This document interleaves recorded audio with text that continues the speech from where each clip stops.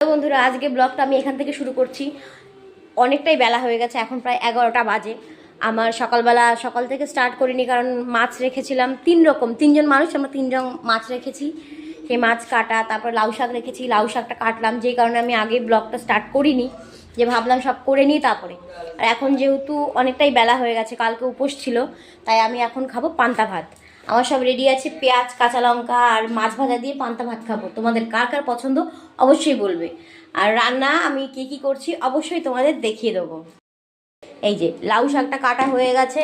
এই লাউ শাক, আলু আর মাছের ঝোল, যেহেতু বাটা মাছ করবো, টমেটো আর আলু দিয়ে। এই যে তিনজনের জন্য 3 রকম মাছ, বরের জন্য বাটা মাছ, ছেলের জন্য পাবদা মাছ, আর আমার জন্য মোরলা মাছ।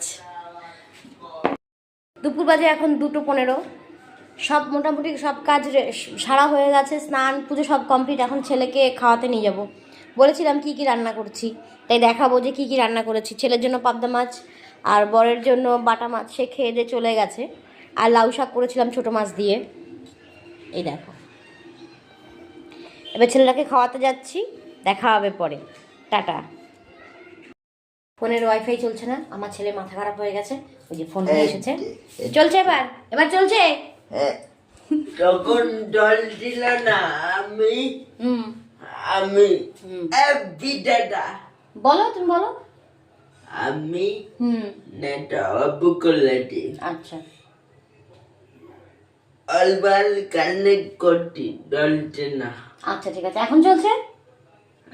আচ্ছা ঠিক আছে, তাহলে এখন গিয়ে ফোন দেখো, আমি রুটি করি। আর তোমাদেরকে সবাইকে টাটা, ভালো থাকবে সবাই, দেখা হবে পরের ব্লগে।